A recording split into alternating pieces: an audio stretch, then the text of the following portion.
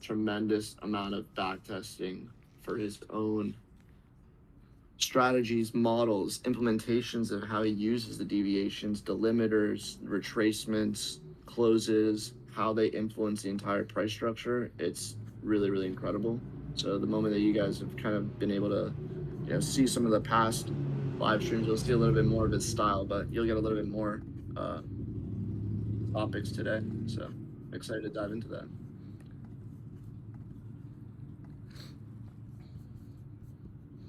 You guys can show my screen right now.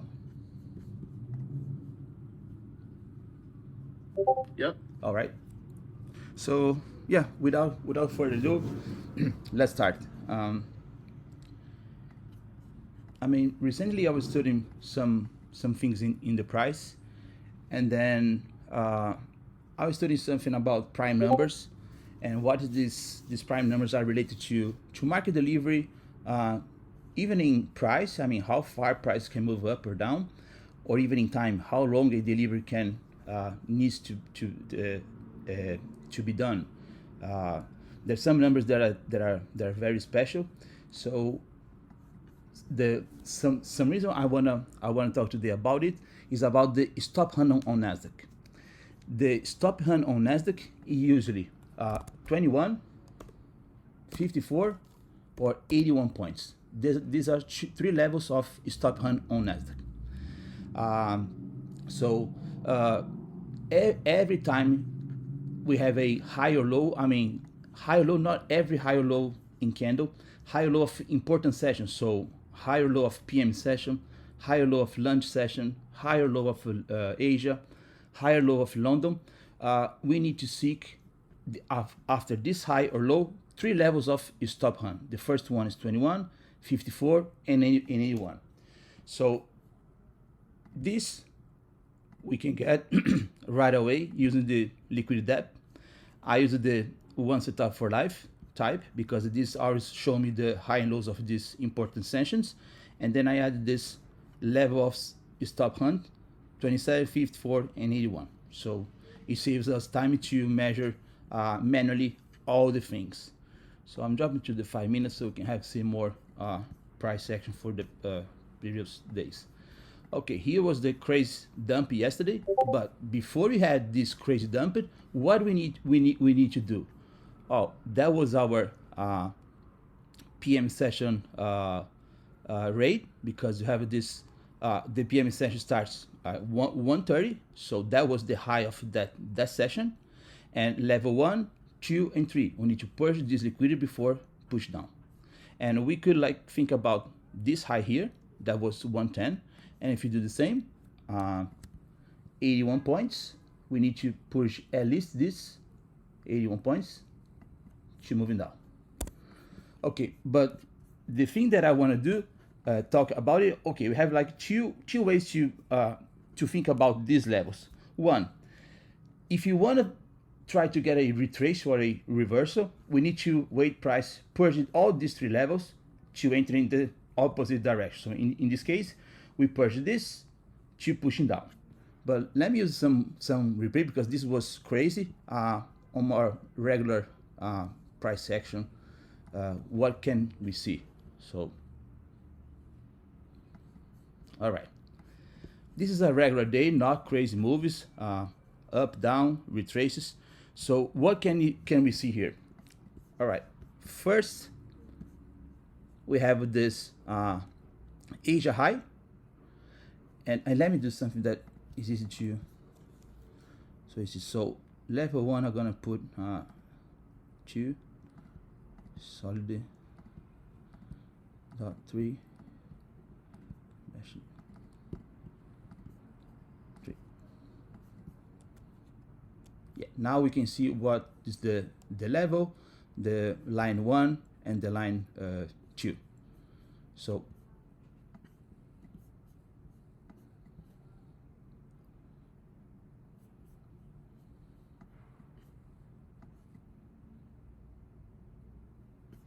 back to the 1 minute.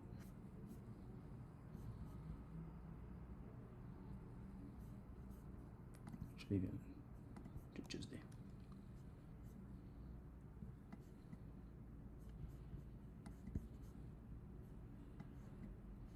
Yeah. So what can we see here? We have the levels, and many times there is a pattern on the price that we're gonna purge the level 1 and the level 2 before purging the level 3 of this stop hunt. And let me get some example here, a good one.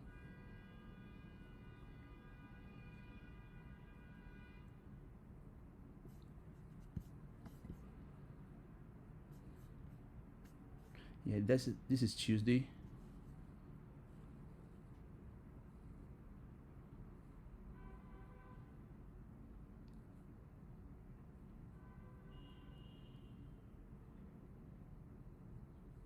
Hold on. Let me put a better one here.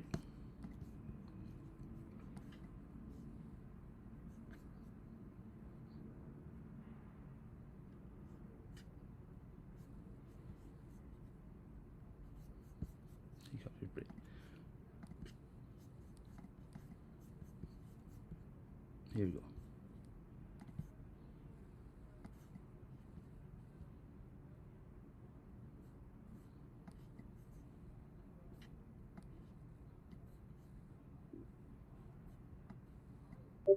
Like here. So in this case, we have this lunch session low. Sorry, PM session low was 220, and these are the three levels. Many times we're gonna take the liquidity 1 and 2. So this 1, this is 2, and then if we left something behind, like the stop hunt number 3, we're gonna get back here later.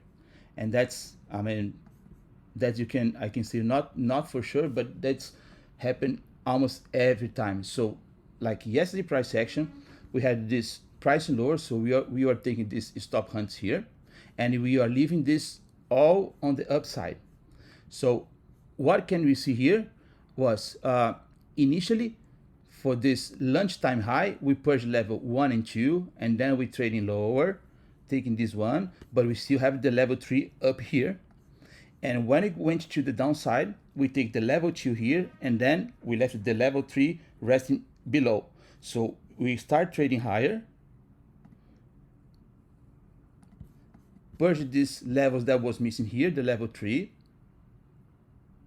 But that was the reason I told Josh yesterday when price was, I mean, it was a little bit later, when price was up here, and I said, before we move even higher for the next day, whatever, we need to at least trade to here, because this is something that is, price has unfinished business on this level before going higher. And I was expecting that this move to get back here happen maybe today, and not like yesterday in 1 hour or 45 minutes. But when we have some level resting above or behind, we can say that price needs to be there before moving to any other way. And then boom. And something that we can pay attention to, many times that we purge, like in closer levels, level 1 and 2, we're gonna do some retrace and purge the level 3. So this case, all these levels that was resting here, and then that was the 425 candle, and then we take all this liquidity to the downside. So now looking to stop hunts, to seek of liquidity, all these levels are taken. So we can see since Asia high and low, London high low, AM session high low, lunch high low, all be taken. So if we are monitoring these levels through the day, and we see there's something missing, we can expect the price to get back there for, I mean, some time later in the day, and then this can help us to try to frame our bias, or try to frame some kind of a reversal, or even look into a target before we close our trades or something. Something that is very common So too. let me help clear it. Let me help clear it up for Yeah, some people because I know this might be a little bit. There's a lot of lines going on. I just want everybody to understand yeah, what's going on. So we basically have like the one setup for life liquidity. So that's like as it's taught by ICT, which is basically Asia, London, New York AM, PM, and lunch. So basically those highs and lows, what we're doing is basically taking 27, 54, 81 points above and below those highs and lows, and correct. basically that gives you basically liquidity pools that are basically more or less hidden, that are above or below highs and lows. So as the name says, it's like liquidity depth. It's traditional support and resistance. If that worked for everyone, then Yeah, everyone would be a millionaire, but that's not necessarily the case. So price is not going to just stop at a high, and it's not going to just stop at a low. So the levels that we're looking for it to raid above and below are based off of, again, the prime numbers and things that Raphael and two is also talked about before. But more or less, what Raphael is showing here is specifically when the third level is left untapped while the other twos are rated. That helps qualify for him when a range or a stop run has basically not materialized or neutralized the depths that he specifically looks for. So when we look at, let's say, like a protected high or low or an unprotected high or low, a protected high or low for him would be basically something that runs the full liquidity. So an yeah, unprotected one or something that has unfinished business has that third depth still remaining towards his analysis. So yeah, hopefully that clears up anyone. If that was helpful, please drop a one, because these are, again, like, these are not necessarily the easiest of concepts for us to explain at sometimes, yeah. but just presenting it, just want you guys to be able to hear that as well. To get So that. looks like that was helpful. Yeah.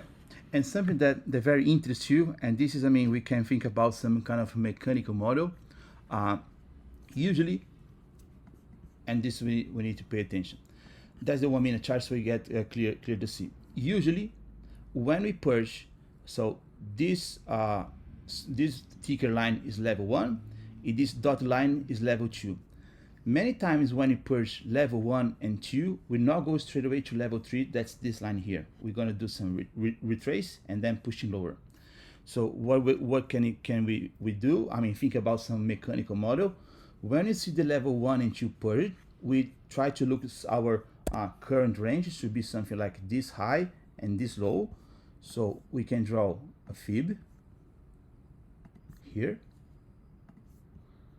and you're looking for some retracement levels. And like I said in the previous live streams, on high resistance liquidity runs, we can touch the 0.8886 level, but we never close above. If we see this on price, it means that we're still going lower. It's just a retrace. Usually on non resistance, low resistance liquidity runs, we usually retrace between 0.705 or 0.786. But high resistance liquidity run, we can get the lowest, the upper level is 0.886. So think about a mechanical model. After we see level 1 and 2 purge, we measure a range and we wait. When you see this, you can enter in a trade something like this, a short position around this zone between these two, stop above the high and aiming the level 3. That's here. That's our mechanical model just based on these rules. And that's a 3.73 risk reward. It's a good trade. And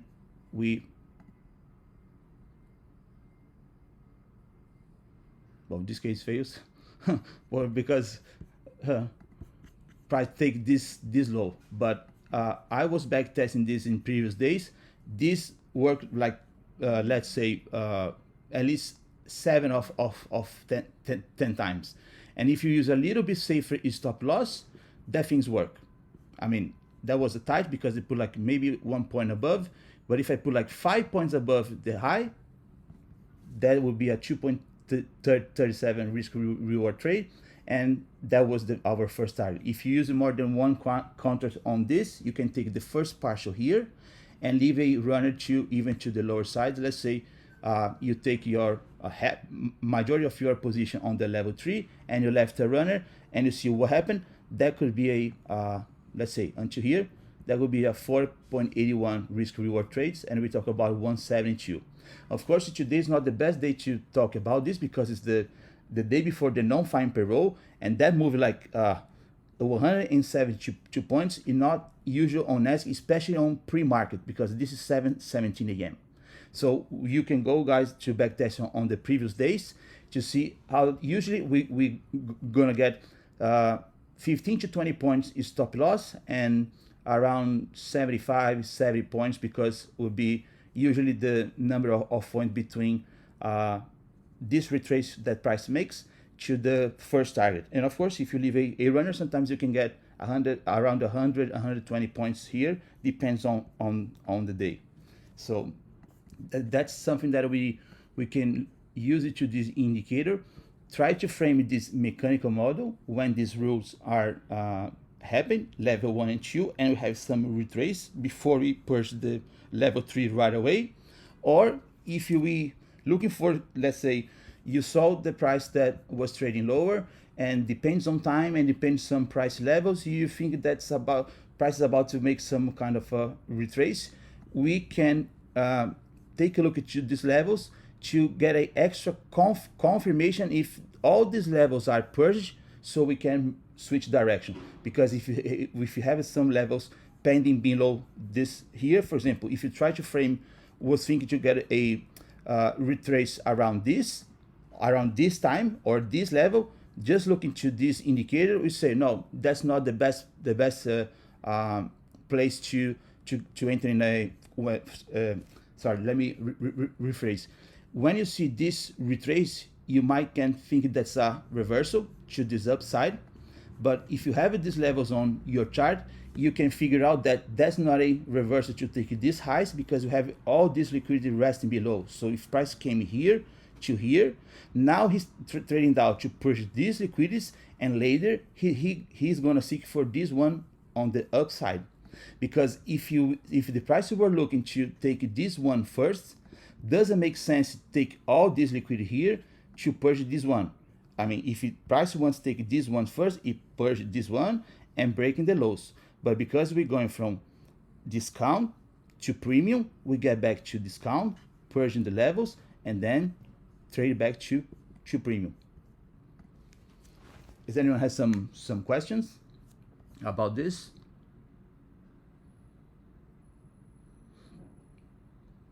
Yes, I just want also to offer some commentary Go ahead. here as well. Please, So please, brother.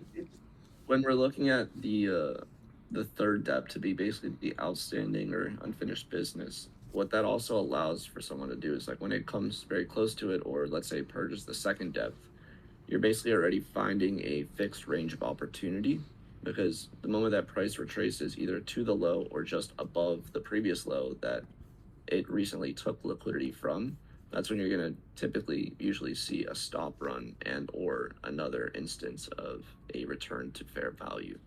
And that's where typical support and resistance traders basically get tossed up, because they see, oh, it's broken support and then turn resistance, but then there's probably another pass or either another setup to create more structure to then create another change of state of delivery for the sell side of the curve. So Correct. Thanks, brother. So someone asked me for the settings of the liquidity pool. I use this setting. Basically, this standard settings. I changed the type to OSFL, and I added on that level, I get the standard at 10, 20, 30. I changed to 27, 54, 81. That's the two changes that I do on the standard settings of these indicators. And there's a reason that those are the numbers that NASDAQ uses is top hunt, because based on the study I've been doing on prime numbers, the minimum range on the estimate is 3 points. And the next range is 3 times 3, so it's 9. And then 9 times 3, 27. So NASDAQ uses 27 times 3, so 81, but actually it's 3 levels of 27 points, because these ranges is like, for example, Jamaica, a 3 points range is this. On 9 points range, I have 3 points range inside the 9. On the 27, I have 3 9 points range and 3 points range inside the 27. So Y levels 1, 2, and 3 is 3 27 points range inside to make it 81. because the next level here would be 243, and the next one 729. Sorry, 243 and 729 are the range that Nasdaq uses. 243 on Asia and London session, and for New York AM session 729 points, and for weekly session 2,107 points. Just multiply times 3 to get each range, and we can see this. Okay, for example, the New York session yesterday, it starts here, so 9:30, right? So from 9:30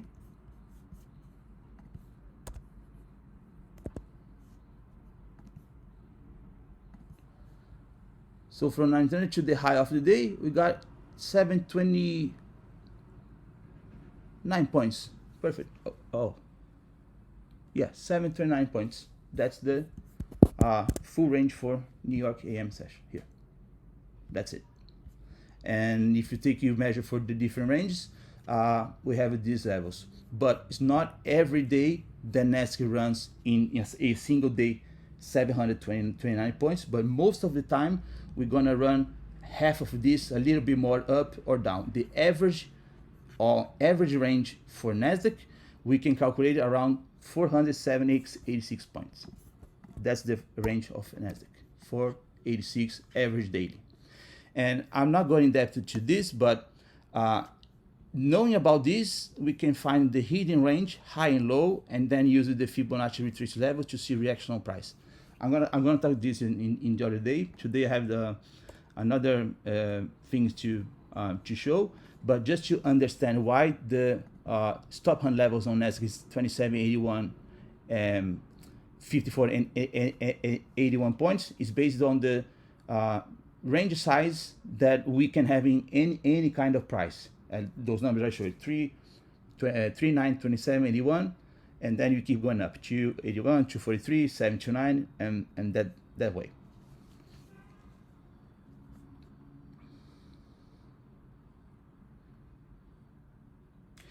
I heard about GoBar PO3. I mean, I never studied that much. I mean, I heard people talking. I know this is based on some primary numbers too. That's why this name GoBar popping up to me when I was studying. But I'm not using those levels. I mean, the way I measure. I mean, if the range is similar, cool. But depends on the range. I'll draw my fibs, like the regular ones. For example, I use these ones. And inside the range, I want to see reaction on these levels. And I know that GoBar has some levels on this range too. I guess 2 numbers is similar to this, but the others no. But it's something that I was studying and like that's good to know. But if someone knows it better, you can drop a comment. But I'm not like very expert on that. I just know few content. So, all right, that's what I was talking about to liquidity depth. And now let me talk about opening and close range. Shout out to Cobrew. I mean, he was the show that showed me this for the first time, opening and closing range. And after this, I started like digging a little bit on it. And this is very useful stuff to try to frame trades on Nasdaq and try to predict. Like for example, and this I already showed before, if we have an opening or closing range, you measure the deviation of these levels, and then okay, 3.5 and 4, this is delivered to the downside. We're gonna reversal retrace it from here. That's I mean, it's pretty good. But something that I was like thinking about, okay, this one maybe the deviation works to the upside. Yes, we never close above -2. 2.33 can be a retrace from here. Okay, fine. But looking to the previous price action, sometimes I didn't have an answer. For example, yeah, let's see here. That was the closing range of the Nasdaq. We touched in a level that could be a reversal, and later we trade up and trade lower again. But sometimes I don't understand why price came into the middle of these two ranges and reverse, or sometimes just a little bit away like this one. Why in this push up you just get to here and then we get back to the range, to the range? And I was studying this a little bit, and what I got was this. I need to shout out to the engineer.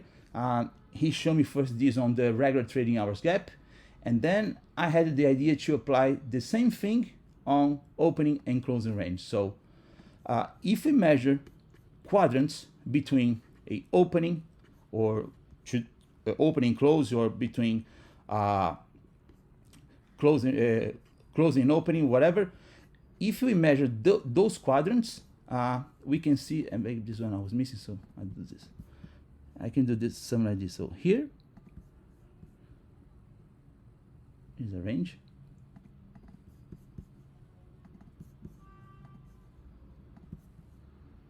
and then I take off this.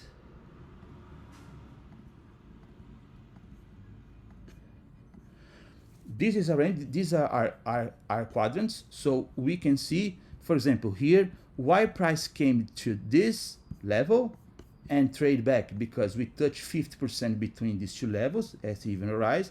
We fail to close below. When we fail to close below as he even rise, we trade to the other back to the upside. If we close below this level, we're gonna trade to the downside. And then we can see reactions on usually 50% or upper quarter or lower quarters. For example, this one on the lower quarter between this level and this level, we have a reaction and we trading lower because we never close for initially to the lower quarter, then 50%. But sometimes this is still missing for me because, okay, the lower quarter is here and look into this, why price came to here and get back, and it must be a reason. So if we add fractal quarters, so a quarter inside a quarter, and that one I was missing, so I do this quickly. So if I do this,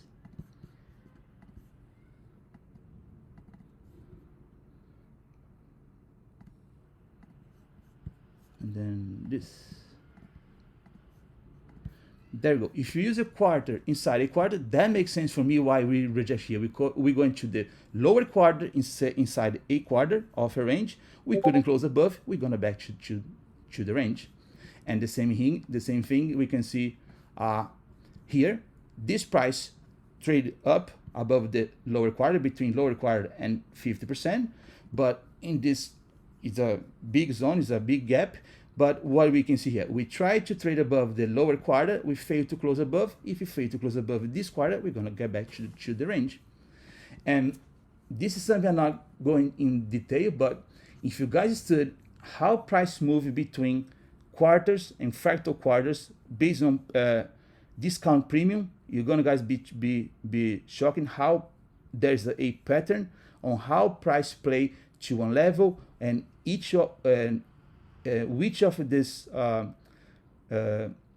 fractal quarters price used to go and get back and doing this upside down move. I'll just show you one here quick too, so you guys can see.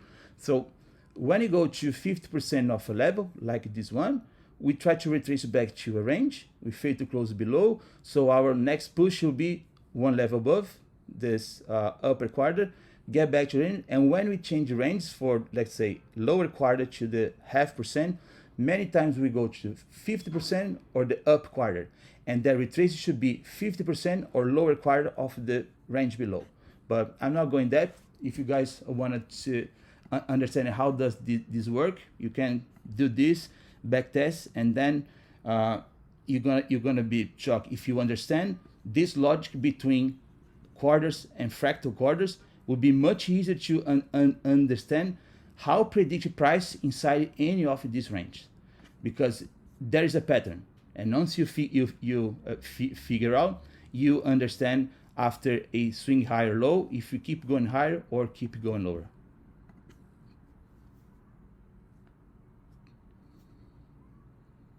Yeah, shout out to Cobril, that mean the show that talk about opening and closing range to me, and shout out to Engineer that showed me this quarters for the first time on the regular trading hours, and I added this fractal quarters by myself on the Engineer RTH and here, and that like give me a lot of clear and a lot of better understanding on price, how price play between ranges, and because this, if you can have a how can I say, if you can most likely see prices going higher or trading lower. For example, like here, why this was a reversal? Because we are moving from this closing range to this opening range, and on the highest level, so that's the upper quarter of this range, we failed to close it on upper quarter of the fractal quarter. So if you think about premium discount, 50% below discount, 50% above premium, lower quarter, deep discount, upper quarter, deep premium. Upper quarter of a deep premium is, I know, I just created now, is deep to deep premium.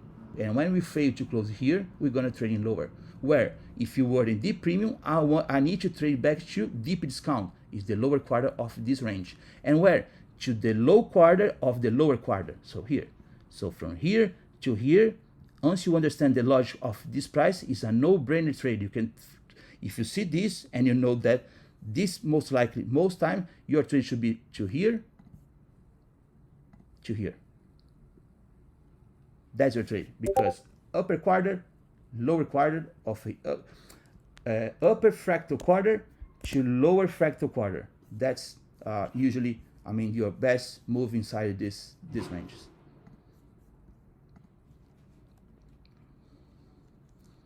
Yeah, this live will be recorded, and then I'll post it later. Anyone has some questions about this? I mean, of course, you need to you guys need to focus and spend a little bit time studying, because just looking this line, it can't say much. But once you understand how price moving between premium discount and this fractal quarters inside, that's going to be a game change for sure.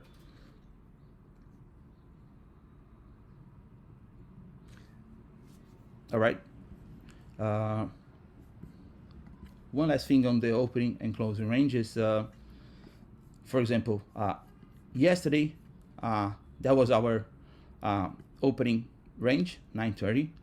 And like I said before, we always measure the range and get the deviation to see how far price can go after the open. So that's the deviations of the opening range. But as we can see here, price went straight away off our opening range. When you have a opening range inside it, another opening range, like in this case, our measure is not just this range, it's the full range. So that's the deviation you need to use to measure a opening range when you have a range inside the other. And that makes a little bit more sense to me. You have this push, and our first bigger retrace, let's say this candle, happened on 4 deviation. That makes sense. Not like this one. Because if you think that usually when you get 4, we're gonna have some kind of a retrace, and then we see if we're gonna keep pushing higher or we trade back to the opening. If someone tried to do this yesterday, we're gonna get stopped out here, because price just run away extremely fast. But if we have this measure on our chart, that makes sense. If you get this retrace, that's a 120 points retrace. Or if you catch the long here, and you see, and we know that we're gonna feel usually 4.5 deviation, that would be 287 points trade. But if you just measure the regular way, you will close your trade with 133 points. So half of the size of the full range. This one.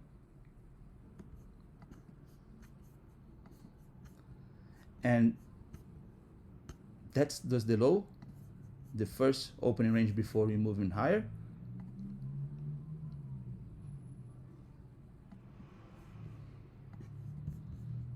That was the low, and that was our yesterday range. So that gave us a reversal on 2.5 deviation. We measured the Monday until yesterday range. Like if it was just one deviation to one range to be measured, from this low to this high, and then we have our reversal around 2.5.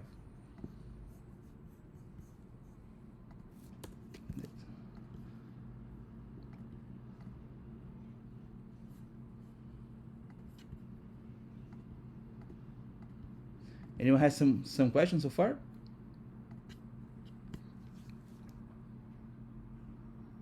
Yeah, the 2.33 scam, right? Yeah, I mean, I'm not talking like right now for the RTH gap, because I mean this is engineer stuff, but I'll show something real quick that's really sauce. I mean I mean shout out to engineer again. That was a game changer for me. If we look into the RTH gap and for example, yesterday low, when I take it this long right after the Asia opening. If we measure the quarter between new monthly opening gap, so this red box to this red box, these are new monthly opening gap, these are new monthly opening gap. We have the quarters here. You guys tell me where was the, where price start change that direction before yesterday Asia opening. We almost touched the SE even horizon, and maybe price was fine. Maybe I missed this measure. I did some 1 or 2 points wrong, and then we missed this. But usually price will touch this line, not a tick above or below, and change direction. So the same logic I was talking to the range between opening ranges. Usually 50% is a strong level. If we can close below, we move higher. We move until where? At least to the upper quarter. So 50% upper quarter, lower quarter. If we start closing below this 50%, the next target is the lower quarter. And if you close below lower quarter, this range. That's how price works between quarters. And sometimes we can, like yesterday, yesterday is a nice price action. We are on this range below, going to 50%, fail, get back to the range, and now close above the first quarter, close above 50%, break the upper quarter, fail to close it to this range, get back to 50%, break the level, but couldn't close above this 50%, boom, trade lower. It's the same logic in all kind of assets. It's just a mathematical equation between premium and discount.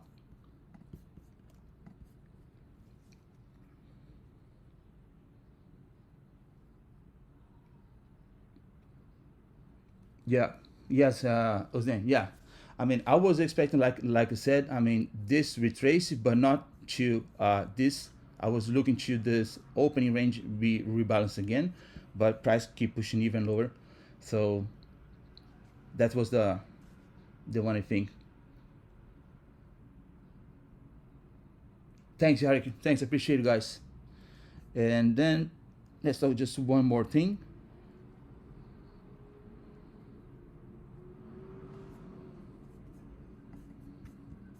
This is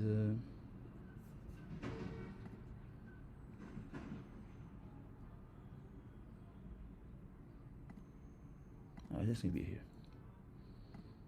So let's talk about this. This is really very interesting, and there's some mechanical model here. Based on historical data, usually the average of how Nasdaq move in a day is 1.356% a day. Usually, that's the percentage of Nasdaq. So, if we get the opening price,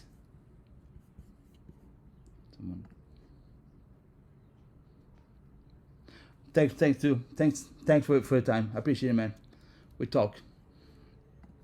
So that's the percentage usually that we move on Nasdaq. So if we get the opening price, that today was 19,020, and multiply by this number,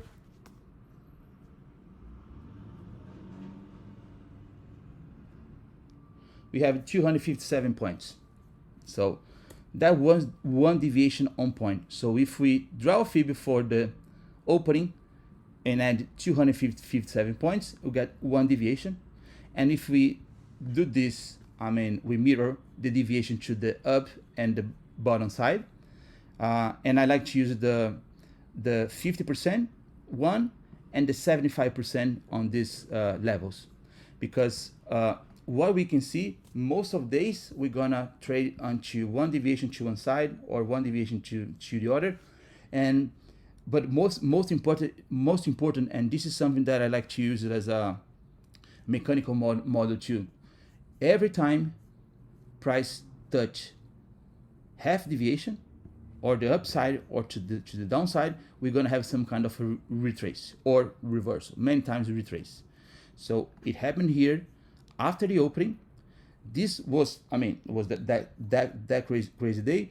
We traded 2.75, but many days, and after this stop on, I mean, this rejection block, this third loop here, we get back and play around half deviation, and then we retrace up into where? To half deviation again. But this was a little bit wild. But let's say here after midnight, when price touch half deviation, and I'm dropping to the 1 minute to see it clear. All right, here. When price touch half deviation, we need to see if you have a rejection block right away. We can measure this rejection block, and then you can trade. I mean, if you wait a few minutes for some confirmation, you measure the candle, you draw your fib, retracement 0.618, perfect. You enter here, stop above the high, target for deviation. That's your trade. Price was low here, 2.47 points, 2.47 to 1 risk reward, 34 points trade. And let's say here was a little bit crazy. And after price breaks the half deviation, we can look to some reaction on 75 or sometimes 1. Usually on New York opening, we break this 0.5% away and got some reaction on 1 deviation. I'm sure on the previous price action. But the first level, especially on Asia or London, if you break this 0.5%, we're gonna get some reaction on the 75%. The same logic here. We have this candle on the bottom. We measure this candle. If you wait for some confirmation from here, the same story. We do this. Wait for some retrace. So 0.75 is a nice place to long position. Stop below the low. Target for deviation. That's it. That's your 3.9321 risk reward, 111 points target, and stop 28 points. And you guys can backtest. This works. I mean, 9 of 10 times. Every time price touch 50%. If you break the level, you're looking for 75%. Or usually for New York session, you're looking to some retrace around 1 deviation. And the same thing when price touch this level. Let's say here today, that was in New York session. Yes, 11 a.m. When we break this level, we ate some few minutes. See, this candle for me could be a nice confirmation that we go higher, because this explosive candle that take this high. So we have a change state of delivery here. So here you have 2 options. We can wait for some kind of retrace, but many times when you see this, price doesn't retrace where a level 4 entry. But think about time and another elements. 11 a.m. can be a New York retrace. So if you are familiarized to this kind of a retrace didn't happen today, because look, if you wait for some retrace, price is just moving away, because we have this all sell side since the opening. We opened to the upside, and from 9:40 to 11, 7, we have like a 1 hour and 30 of the delivery. And that's something that you guys have in mind. Usually a delivery in New York has to happen 90 minutes.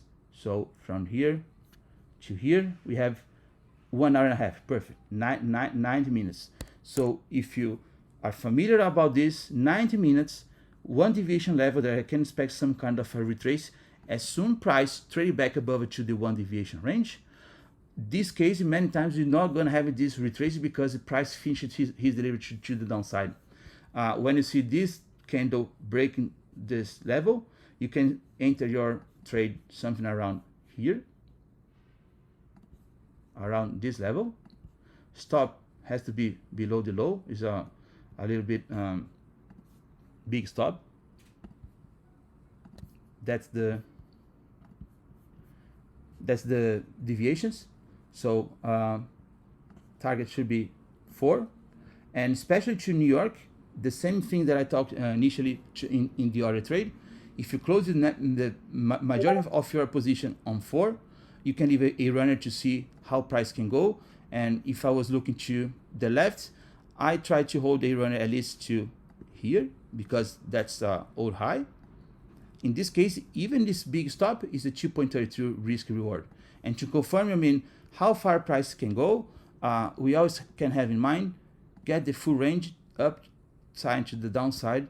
We take a look at deviation levels, and we can expect price many times retrace to around 0.705 level, between 608 and 705 many times. This I'll say 9 of 10 times. So if you think about this logic, we can maybe leave a runner to 0.705 deviation. That's the trade, and it's still a big stop because we just get this trade after this confirmation. But if you feel confident enough that after 90 minutes delivery, we can expect some kind of retrace, maybe you could frame this trade a little bit earlier, but that's the safest way after this change state of delivery. And looking to the levels on the upside, that will be a 2.73 risk reward trade, 187 points. Once again, that's not a very common in Nasdaq because this volatility of today, but usually a trade like this would be at least 100 points, and that's a very good trade. But beside this price action that was like so extreme, we always have most of times we have some retrace to 618, 705 level before pushing higher, and this level is so strong, like for example the one deviation, because now price touched this level again. That's the live price, and we touch once, twice, and we can't go below. So now we're pushing back, usually at least 2.5%. There'll be something around here. So thinking about this logic, when you see this kind of rejection, that this can be a kind of an entry too, just based on deviation, mechanical model. We don't need to think a lot of not of gray zones. And here 250% can be a trade, 128 points. And of course, again, think about time. That's 2:30. Many times it's a reversal 4 p.m. session around 2:30, and that could be a trade that we could frame. And if you think about range, again, we have this new range. So low to the high, retrace it to. We are in a high resistance liquidity run, so we get closer to 80.86. But if we're not closing below, and we see the one deviation here, this is a level that we can expect some kind of retrace, and that's what price just did here.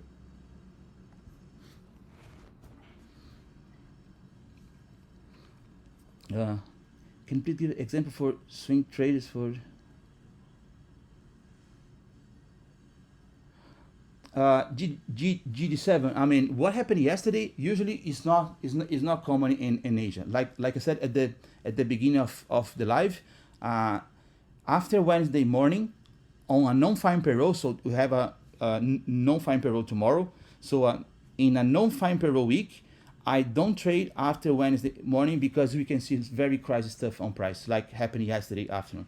So we cannot think about how could we predict this? No, we can. We just don't trade after Wednesday. I mean, that's a rule. A rule. We cannot trade. We don't trade yesterday afternoon, today, and we start trading tomorrow after the non-fine payroll, so we can avoid all this craziness. Because if you are on the right side of the price, amazing, you're gonna make 900 points in an hour.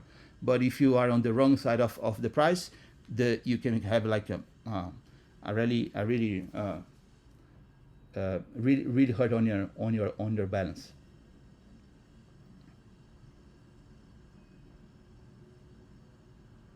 I mean, a retrace that we could think about yesterday. I mean, price already did here. So after this huge dump, like I said, we got a reaction on levels that we expect, 0.5% or 50. So that was a reaction. We moved to 75 to 0.5% up, and this happened on overnight.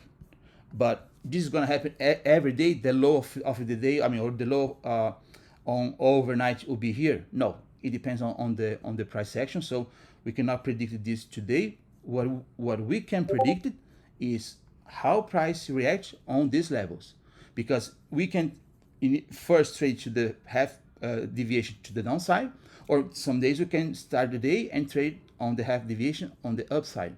So that's what we need to pay attention. Like yesterday, that's yesterday price. So we got some reaction in yesterday. For example, we have the opening here on London and Asia. Price never touched the 0.5%, but little bit before New York opening, we touch one deviation, and after the opening, we moving higher, and we expect moving until at least to the open again. And yesterday was very volatile. We moved 1 to 1, so that was our initial push before this retrace, 1 to 1, and retrace until where? To the open again, and then our last push to 1.5. But this is not common. I mean, these numbers, many days. I mean, I'll say 80% of the days. We're gonna move between one deviation upside and also, or sometimes half to one side, one to the other. When it break one deviation on both sides, that's very rare. And like, especially like yesterday, we got 1.5 above and 2.5 below. This is something that, I mean, maybe it happened once in a year or something. It's very rare, but we can always look into 1 to 1 or 1 to half. So let me help out some people, because they might be a little bit, they just want to get some more clarity. Yeah. So I know you mentioned your 1.356 level, I believe, right? 1.356, yeah. Yeah. So where are we specifically anchoring the fib to? Because I believe that there's some. Yeah. So if someone wants to be able to do it, because you can also. Go ahead and just zoom in, please. Because I know that there's a couple of people that might be confused, because there's a lot. Let me put on high time frame. A lot of stuff going on, but I just want to be as clarity filled as we can. Yeah. So for example, let me erase these ones.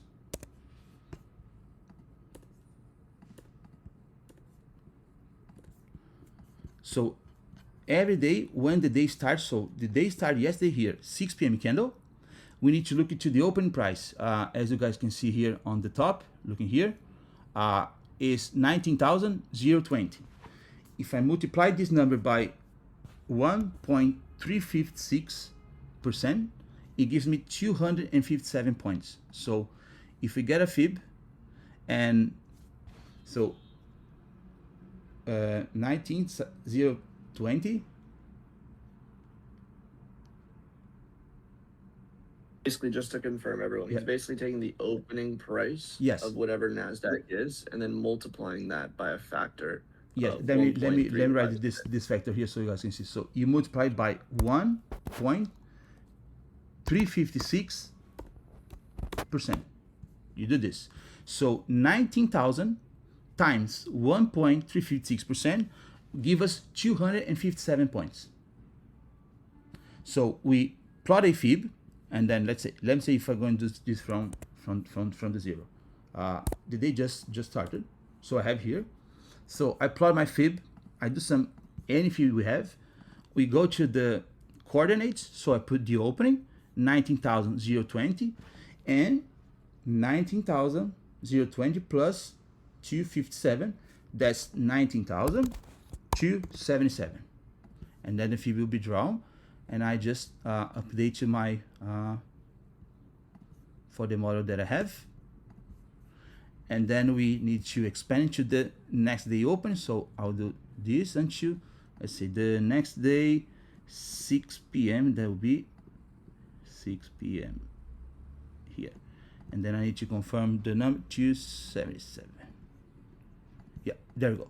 So yes, when you do this, I have and the levels. If you guys wanna see the levels I use, are these levels here: 0, 1, 1.5, 2, 2.5, 3, 3.5, minus half, minus 1, minus 1.5, minus 1.75, and minus 0.75. Oh, sorry, this one is, I guess, yeah, this one is 0.75.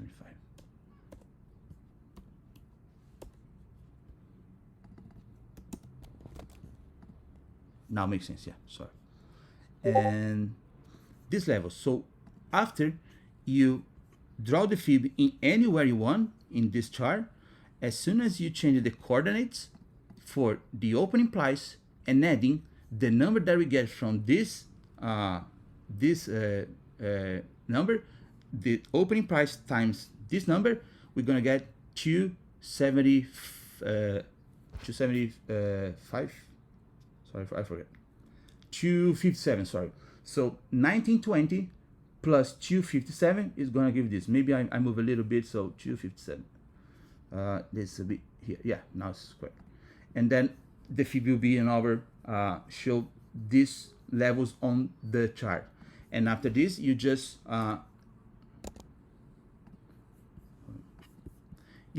look into the price, and of course you can set alerts. We start looking some reaction, like I said, first on 0.5% or in the upside or the downside, because this is the opening. And sometimes if price goes straight away below the 0.5%, and that's happening, but most of the days no, the direction will be here, we can look first to the 0.75.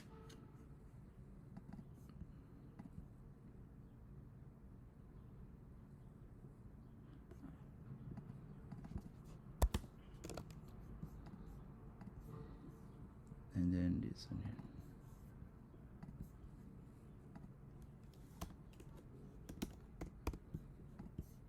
On 0.75, that's here. And of course, if you drop it to 1 minute, you can see more details. I just this is the 15-minute chart, so we can see the whole price action since the opening. This is the 6 p.m. And if you look into this price action, we break the half deviation, but we touch the 75% here, and then we react. And then we play around this half deviation for a while, and then start moving up. We get back to the opening, and then we move it to, and this one is wrong. What's going on? Yeah. And then we move it to 0.5% above the opening. So many times, Asia and London is going to play between 0.5% up and down. If you sometimes first to the downside, and sometimes first to the upside. And many times we just got to the one deviation on the New York session. Like happened today, we have the opening here, really close to the Asia lows. We get back to the opening of the day, 0, and then we trade back into one deviation. But look, the body never closed below 1. We can see this week, and we never close below 1. And then we pushing higher again to some of these levels. We trade back, and here I said the reaction again. We never get to we never close below the 1.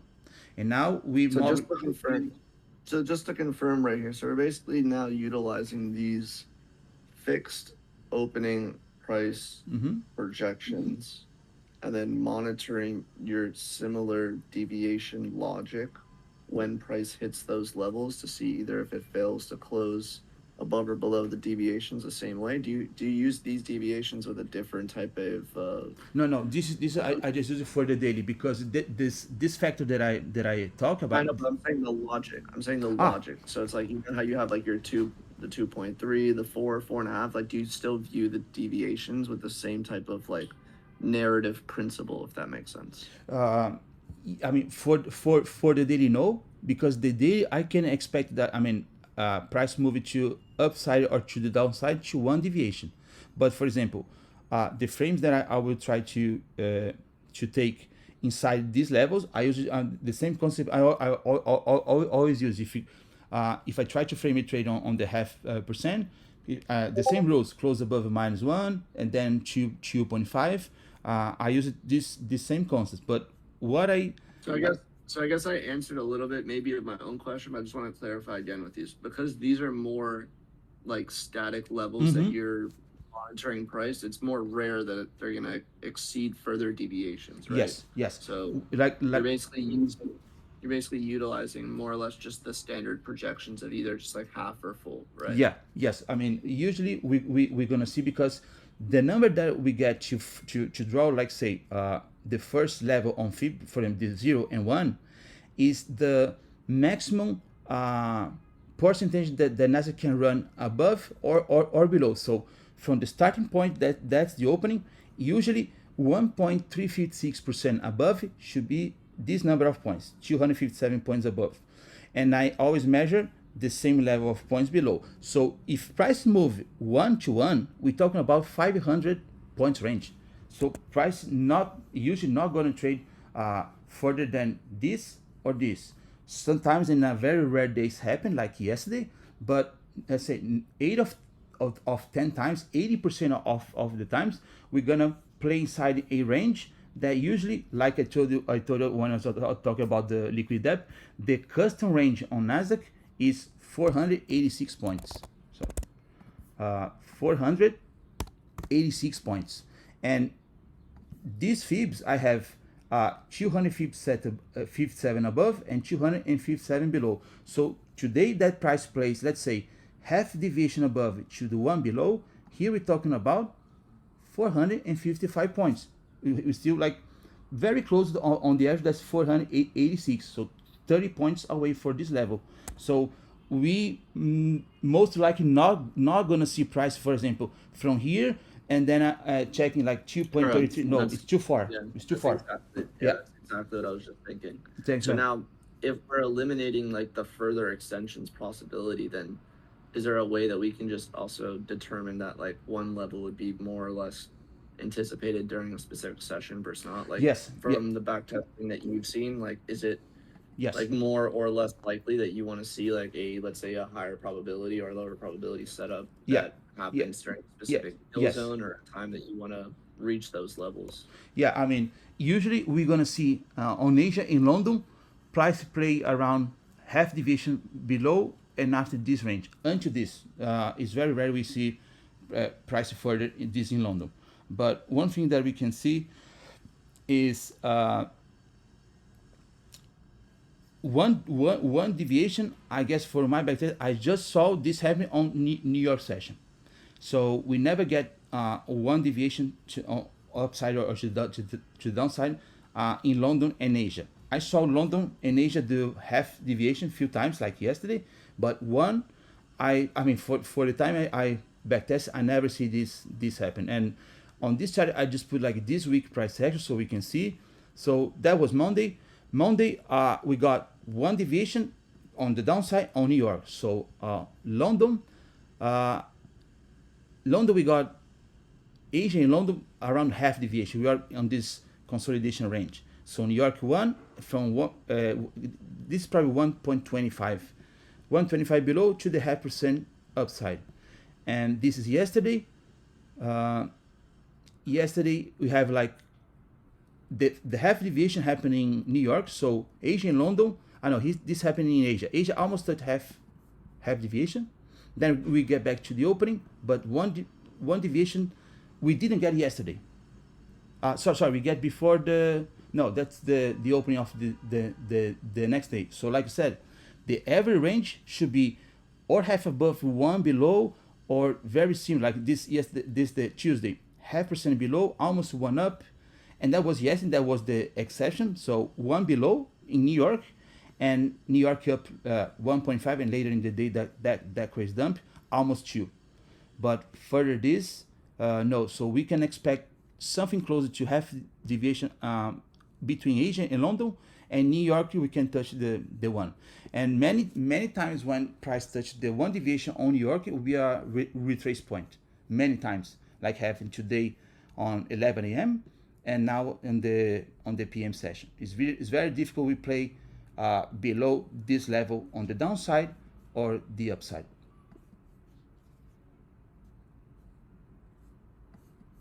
And about time, I mean, we expect to, I mean, Asia push it, looking to the Q zones, we expect like Asia push it to these levels around to 8 p.m.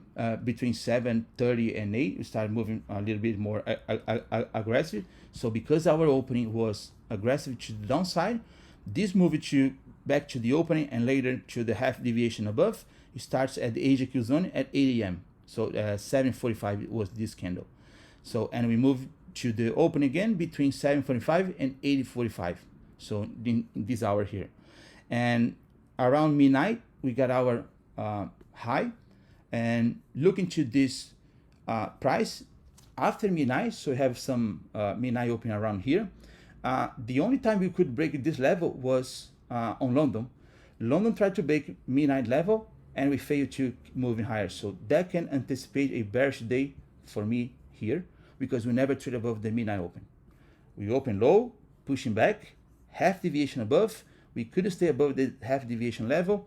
We never stay above the midnight open, and then we can expect a low bearish day for New York. So in the opening, we trading higher is a manipulation.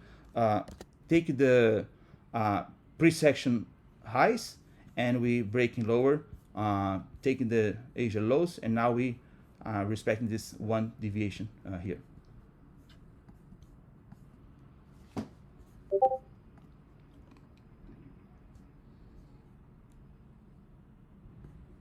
Thanks, man. I appreciate it. Yeah, I was talking about you. I mean, I guess you wasn't here when I showed some sauce on your stuff, but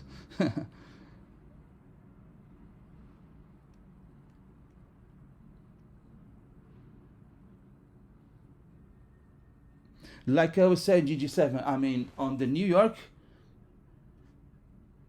yes. I mean, I just mentioned you. Hold on, I'll show you in a sec what I just showed to the crowd, to the audience. It's a nice sauce, and you missed. No, you missed. You wasn't here. You you were faking me. You were doing something else and not paying attention to me. Sorry, GG7. I was talking that regular trading hours, like I said, is where the New York, where the price is going to get to 1 deviation to the daily levels. Because for my back testing, I never saw the price get to 1 deviation on Asia and London. So New York, most likely days, is going to do this. Like I was showing yesterday, the reaction was on 1 deviation here. And today, we got the reaction on the 1 deviation after the retrace on 11 a.m. retrace. So we can expect the -1 deviation up or upside or to the downside on the New York. Before this, no, Asia we can expect something around half deviation up or downside, and like yesterday, because it's a very volatile day, we got to 0.75. But many days we touch 50% here, and we're gonna react from the level. And the ways I showed you before, you can draw a Fib on the candle, looking for 4 deviation. It's like usually be 50 to 70 points trade just based on this row. Yeah, so for anyone that, again, it's just just give a little bit smaller of a recap here. So we're basically taking opening prices, multiplying by a fixed constant, finding a specific price delimiter that then you want to pair up with time in a specific session. And the moment that price level is then hit, either finding a wick reaction in the similar style that Raphael draws his deviation the moment that level is hit, and or using it as a velocity entry when it basically comes back above if we're below it, or comes back below it if we're above it, basically. And again, if that was confusing, a bullish example, if we hit the level and we go below it more than when the actual level hits and then come back above that level, then that's basically what he was mentioning, is that you may not get your OTE entry basically because price has already fulfilled its So it's range. So Yeah, because I again, mean, some awesome stuff though.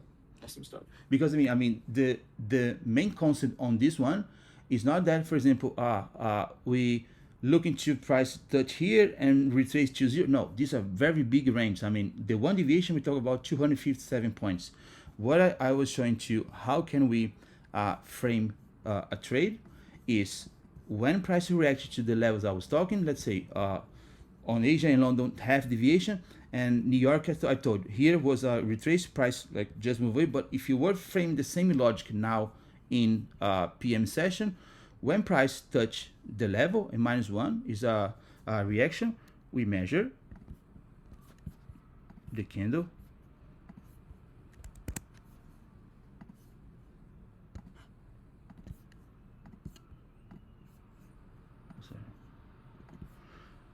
We measure the candle, and now our target will be always 4. So in this case, we have this high and low. We measure the range. So this candle was the one that reacted at the one deviation. We measured this trend of this candle. We look into 44.5. Price trade up, retrace it to where? 0.705. That confirm our levels of retrace to keep going higher, and that would be your trade. Long position. If you take the safe entry, not the risky one, you can enter on the 0.705, stop below the low, and target 4 deviation. That's your trade. It's 83.75 points, 3.6 risk reward. Just based, I mean, I'm not looking PD arrays, I'm just looking reaction on the one deviation, and as soon as I saw a reaction on this level, I draw a fib and wait for some retrace for the levels that we know that's retracement level to keep going higher, because you never close below this one. Target for deviation. That's your trade. You can, for example, if you think that we can go higher, you close the majority of your position on 4, stopping on break even, and leave a runner. In this case, we almost doesn't go further 4, maybe few points, but few times you can go away, and that's the trade. I mean, that's the safe trade. For deviation, or your final target, or close the majority of your position to keep moving higher.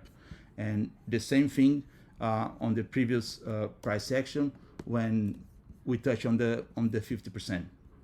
That's the logic. Like for example here, the same. Well, look, when we touch 50% here, we can get a closer look. Okay, 50%. I was on the 1 minute. We always need to wait a few minutes to confirm if you're not going higher or low. So this case, we're pushing higher, trade back. We can try to find some reaction here. We can use this first candle, this one, and we need to wait some retrace.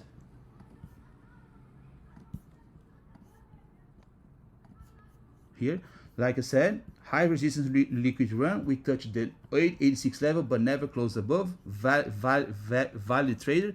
But if you use limit orders to enter this trade, we always looking for 0.705 or 0.786. Let's say this one.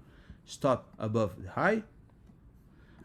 Target to 4 deviations. That would be here. This case, maybe if we take partials, one like I used to do, I take partial on -1, 1.5, 2.33, and probably this one we move stop to break even. We're going to be stopped out here, but later the trade pays the 4 here. So this one, let's say if you take your partials, that would be a 42 points trade with 9 point is stop loss, okay?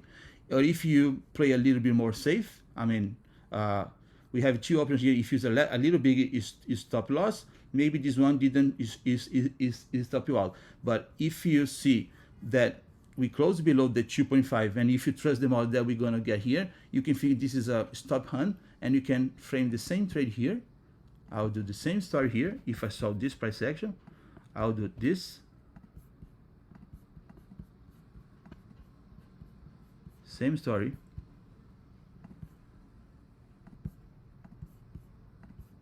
Boom, when trade get back there, short position on 0.705, stop above the high, frame for deviation. That's it. Same logic, same frame to enter here, same frame. Measure the candle, wait for a retrace, enter on 0705. This case, 61 point target, 7.72 risk reward. Just looking to the reaction on the half deviation. And the same logic like I showed here on the downside. Always, you wait for a reaction to this level, you measure the candle, wait for some kind of a retrace, and then you enter target to the 4.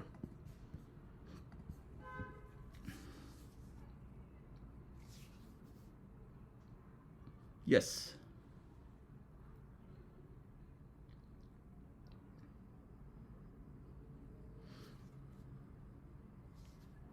Yeah, what we're monitoring here basically now is the entry mechanism that you're monitoring on those fixed constant range projections, and then basically noticing a return back to a discount or a premium relative to the leg.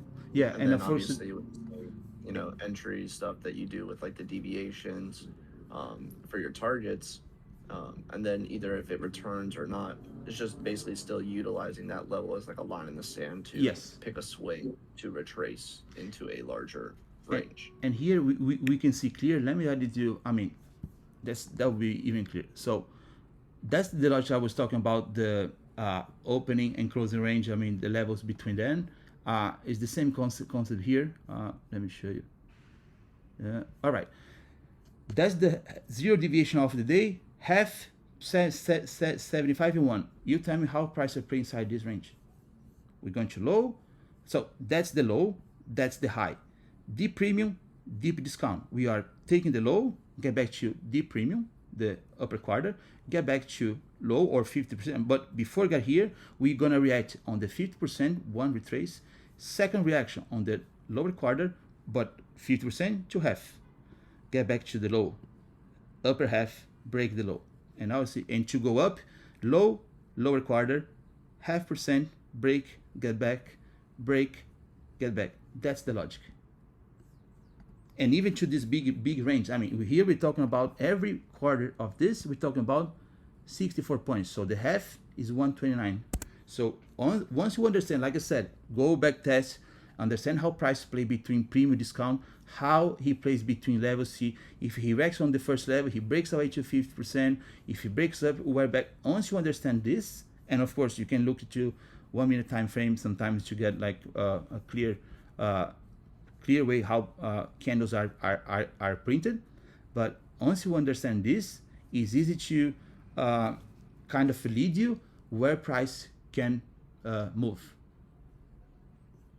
Like for example, and this range is like for the daily range, but like I was showing before, for the Toodegrees stuff is the same. If we do this, we can see the reactions on the price in between ranges. So up above this opening range, we have this other opening range. So that's a big range, 0.5% up upper quarter. How can we predict that we cannot go further to this level? Because that's the lower quarter, and we couldn't close below above 50% of this lower quarter. So that's our quadrants. I fail once on the lower quarter. I tried the second time a little bit further, and the third time we touched this level and fail. And look, wicks, bodies are close below. That's the 5 minute. But if you look into 1 minute chart, here, we never close above the lower quarter. No body. Weak, weak, weak. This tell me that I can go at least here. I'm gonna get back to the range, and then you play inside the range. And in the range, you look to the same thing if we are closing above or below the 50%. Once you break, you get back. Here you can close above this 0.5%, so you're going lower. Same here, we never close, you're pushing lower. And of course now I don't have any reference to measure this to the downside, but we're gonna have, for example, the closing range in a while here, and we draw the same quarters on the downside, and that will be how predictable would be these highs and lows after we have a range. These are happening. It's like, for example, it's like these highs and lows would happen, like, let's see, I know. Let's say this, for example.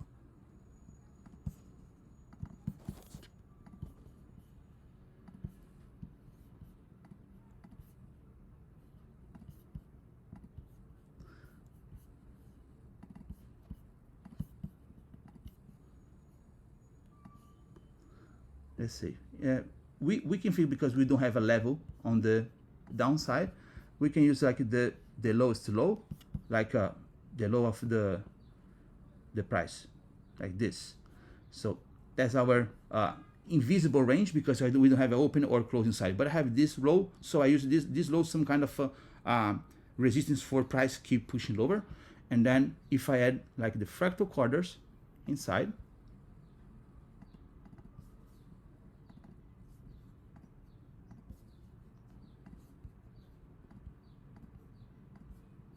so it's here.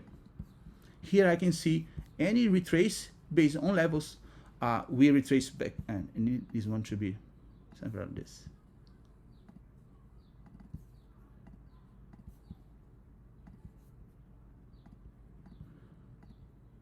All right, so here we are on the lower quarter, and we break this level, and look where we retrace. We touch the 50%, this candle, retrace back to the high, then we break in lower to this low here, going to 50%, going to lower quarter, going to upper quarter, 50%, break the level when upper quarter could get to the 50%, this one, get back to the upper quarter of the zone, break upper quarter, 50%, break the level, this.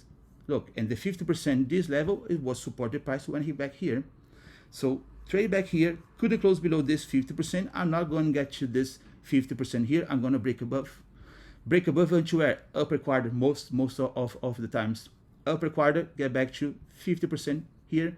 Then break the level until 50% of the opening range. Get back to 50%, this fractal 50. And then how price play. And depends, if you always look each of this level as a premium discount, like if I can close below 50%, I'm not going over here. And the same here, I break, get back to this range. That's the 50% of this range here. I can close below, I'm going higher. And then we break the level above, I never go to the 50% above. That's the concept of fractal premium and this, premium discount in each quarter. And now, what we can see here, we start breaking low. So fail to close above 50% of the opening, break the level below until where? Until 50% of this upper quarter, get back to the opening range, couldn't close inside the range, trade back to where? To the upper quarter, retrace to 50%, upper quarter, now lower quarter. Get back to the range, and here, when we start fading, that's the signature that we start breaking down. When we can't close above the upper quarter anymore, we fail, then we're going to fail to the 50%, then we test the level, 50% once again. When you break the level into where? Until lower quarter.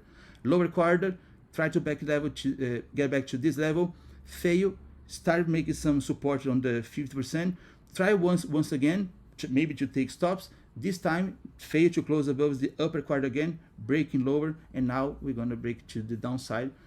50% back to the range, lower quarter, 50%, this one break. And if I use these fractal quarters, the reaction should be almost the same. So this is the 50%, that's the upper quarter, here's the lower quarter. That's how price play. And now that we break the level, try to get in backside this one, fail. Now we're going to trade lower. And now we're going to take this low, so almost taking. So the same concept here, or on the engineer RTH gap, and on this these levels here are the same. Price, you always play the same concept between quarters. But because this is a daily level and they are big ranges, I like to see when price mostly like to have some kind of a reaction is 0.5% above or below. And usually when we have this rejection of 0.5%, we trade to the opening, same to the downside. And on New York session, then we have 1, we can expect price move at least half deviation from 1 to 0, or 1 to upper quarter, like here, to the low, upper quarter, 50%, lower quarter, 50%, break. Upper quarter, this is 50% between these two levels. If I measure here, these highs would be 50% of the level, like here, perfect. And now we're breaking lower because we're just making some retrace to mathematical numbers. If it's still breaking lower, I need to retrace at least to 50%, or the upper quarter, this is the 75. And why the Fibonacci levels are so important? Because if I think the half of this range from the low and the half percent is a new small range, I like to see Fib retracement where 0786 and 0705. If I'm thinking this is a new range from this low to this high, retrace one here.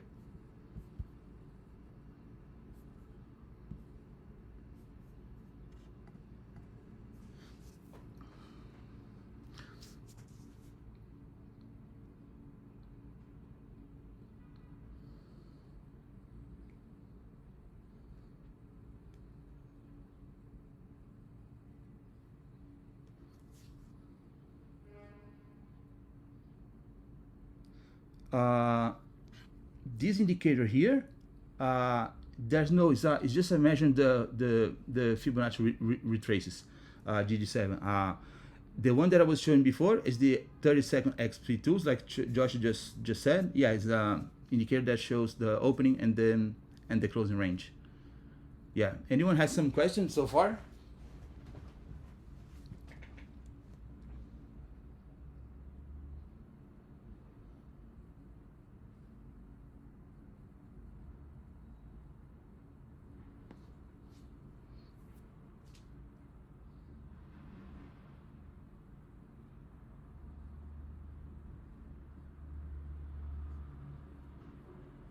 Yeah, I just showed you can watch the video how to get these levels. You need to do an account, the opening price times one factor, and then you put these numbers on Fib.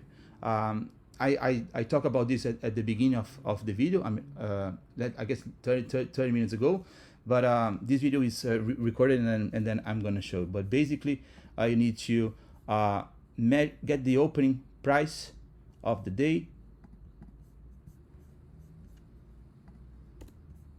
So 6 p.m. is the opening price of the day. Opening price is 19,020 points. 19,000 plus 1.356% is 257 points. So you put on your Fib the opening day, added the 257 points to the other side, is this number here. That will give us the one deviation. So, and then you have the projection to these levels. The one deviation, 1.52 and 2.5 to the one side, and the negative one to the other side. That's how you get these levels. Multiplying the opening day by 1.356%. Yes, fix the number. That's the average of the how percentage Nasdaq moved in the last 5 years. So it's that's the average number. Sometimes can be a little bit bigger, sometimes a little bit shorter, but on average is this number. You're welcome.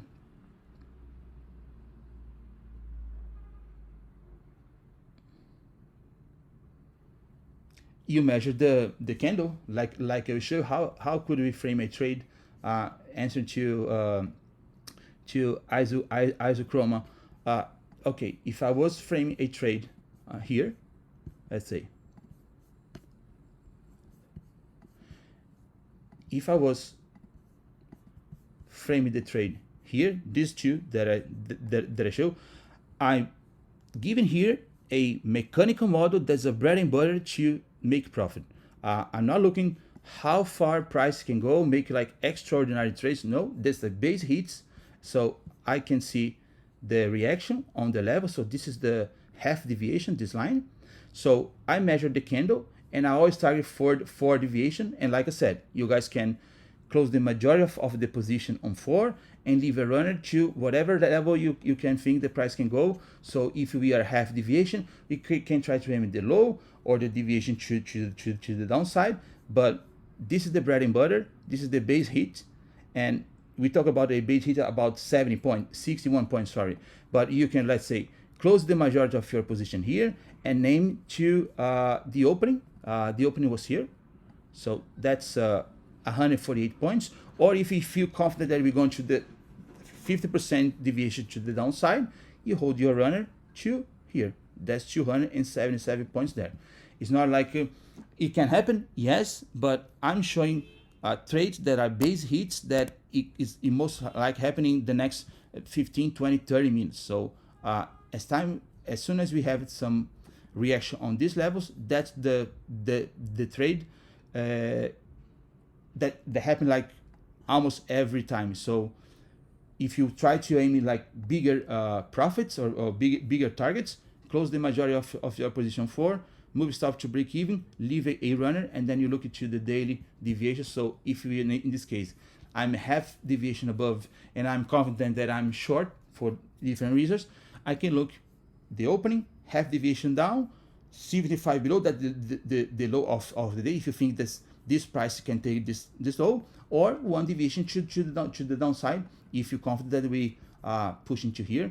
Now it's up to, I mean, to you or to any person, but majority of the position I will close it to 4, and then I see what happened through the day. Like say if you aim into the 1 to the downside, is here, that's 400 points. But I mean, that's something that is going to happen 9 of 10 times, and the runner depends on the day, how far can we go.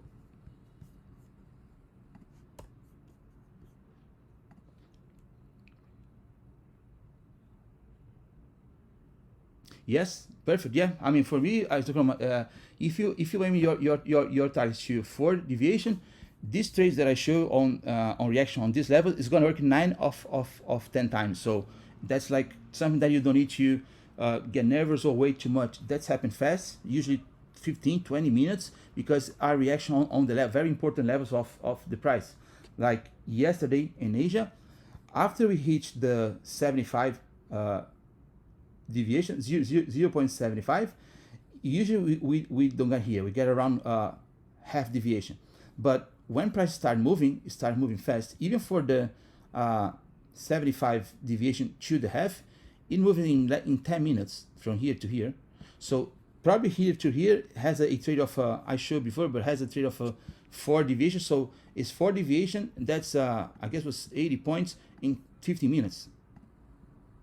Yeah, this is 67 points, but 50 minutes, that happened fast. Same here, these trades took this one took 3 candles of 50 minutes, 10 minutes. It happened fast because our reaction of the price to a important level.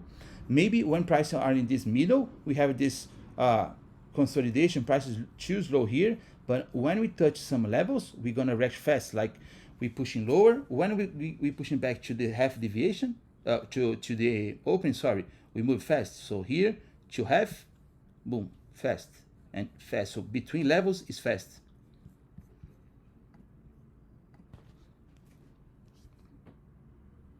Six p.m.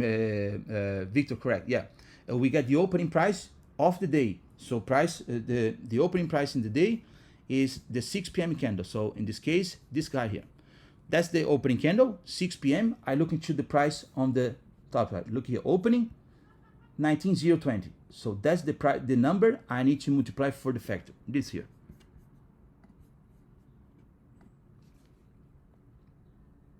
You're welcome, Jerick. Thank you. I appreciate it. No, order block and rejection block for the. No, yeah, the candles. Yes, I talked about this in the previous live stream, Jerick, but usually it's the candle that makes the swing high or swing low. Many times will be a rejection block or a doji candle that this doji candle become a order block. So those are the candles I measure the deviations to see how price can go.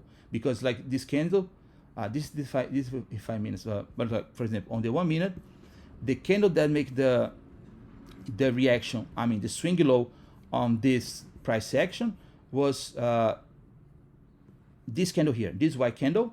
So I measure this guy. It's not an order block because technically the order block should be this one, but this one didn't make the low, was this guy, and this is a bullish candle. For in this case, I'll measure this here. This candle Low to high, my deviation, aim to 4. That's it. That's the trade. And that's happening, like I said, when we got these levels happen fast. So from here to 4 deviation that was here, that's 50 minutes. That's it. 50 minutes, 20, 30, that's, it happened fast.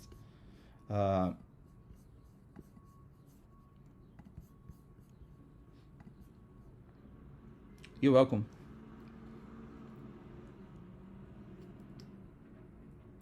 Opening and closing range, Vera. Opening range is the 30-second candle of the 9:30 a.m. and the closing range is the 30-second candle of 3:50 p.m. So the range of those candles is the opening range and the closing range.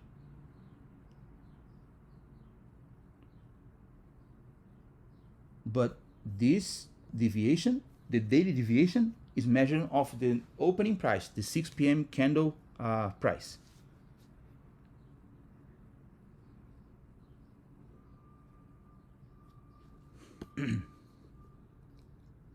You're welcome. Anyone has any other question?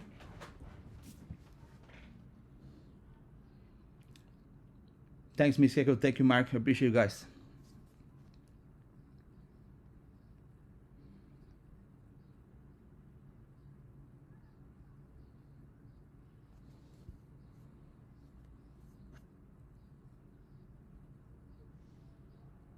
Yep. Thanks, Sam. Thank you, Quick Peeps. Gogami. Yeah, Yeti, can ask you? Go ahead. Answer.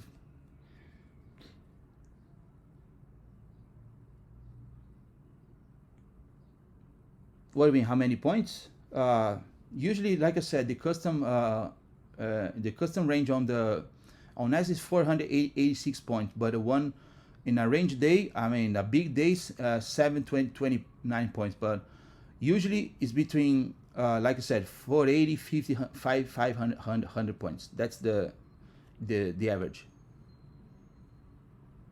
Yes, the price times by 1358. 56, 1356.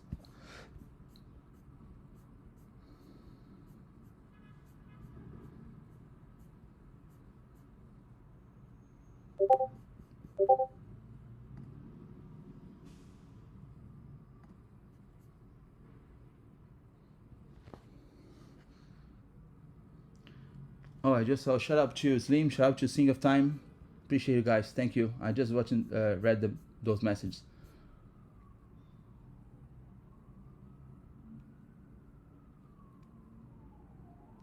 Thanks, Joe. Thanks, Mark.